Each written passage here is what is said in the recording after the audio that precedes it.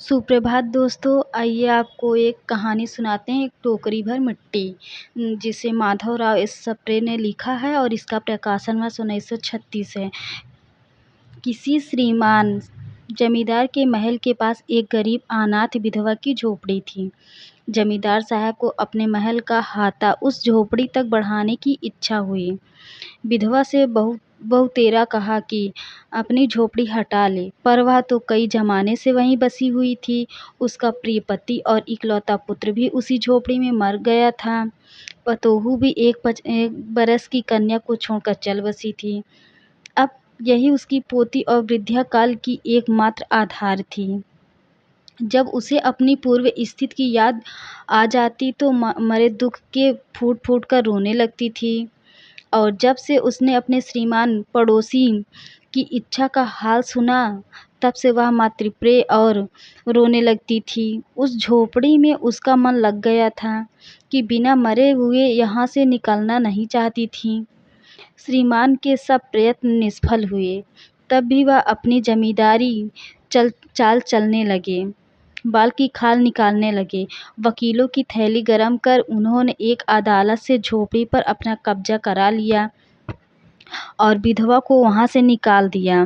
बेचारी अनाथ तो थी ही, पास पड़ोस में कहीं जाकर रहने लगी। एक दिन श्रीमान उस झोपड़ी के आसपास टहल रहे थे और लोगों को काम बतला रहे थे कि वह विधवा हाथ में एक टोकरी लेकर वहां पहुंची। श्रीमान ने उसको देखते ही अपने नौकरों से कहा कि इसे यहाँ से हटा दो, पर वह गिड़गिड़ा कर बोली, महाराज, अब तो यह झोपड़ी तुम्हारी ही हो गई है। मैं उसे लेने नहीं आई हूँ महाराज, क्षमा करें। तो एक विनती है आपसे। जमींदार साहब के सिर हिलाने पर उसने कहा, जब से यह झोपड़ी छूटी है तब से मेरी पोती ने खाना पीना छोड़ दिया है। मैंने बहुत कुछ समझाया, पर वह एक नहीं मानती। यही कहा करती है कि अपने घर चल, वहीं रोटी खाऊंगी। अब मैंने यह सोच लिया है कि झोपड़ी में से एक टोकरी भर मिट्टी ले जाकर उसी का चूल्हा बनाऊं। रोटी पकाऊंगी तो इससे हमें भरोसा है कि वह रोटी खाने लगेगी। महाराज, कृपा करके आज्ञा दे दीजिए तो इस टोकरी में मिट्टी ले जाऊं। श्रीमान ने आज्ञा दे दी। विधवा झोपड़ी के भीतर गई।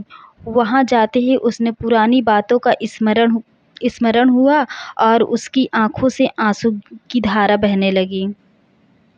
अपने आंतरिक दुख को किसी तरह संभाल कर उसने अपनी टोकरी मिट्टी से भर ली और हाथ से उठाकर बाहर ले आई।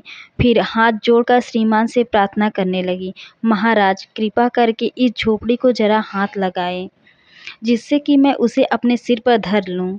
जमींदार साहब पहले तो बहुत नाराज हुए, पर जब वह बार बार हाथ जोड़ने लगी और पैरों पर गिरने लगी तो उनके मन में कुछ दया आ गई। किसी नौकर से न कहकर आप ही स्वयं टोकरी उठाने लगे। जो ही टोकरी को हाथ लगाकर ऊपर उठाने लगे, त्यों ही देखा कि यह काम उसकी शक्ति से बाहर है।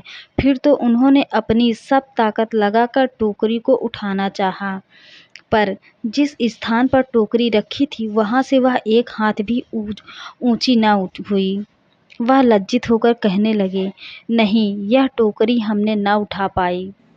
यह सुनकर विधवा ने कहा, महाराज, नाराज ना हो, आपसे एक टोकरी भर मिट्टी नहीं उठ पा रही है और इस झोपड़ी में तो हजारों मिट्टियां पड़ी हुई हैं और उसका भार आप कैसे संभाल पाएंगे, क्यों और उठा सकें।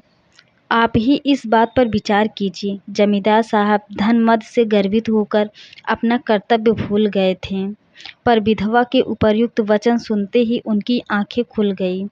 कृतकर्म का पश्चाताप पर उन्होंने विधवा से क्षमा मांगी और उसकी झोपड़ी वापस दे दी। थैंक यू कहानी को सुनने के लिए।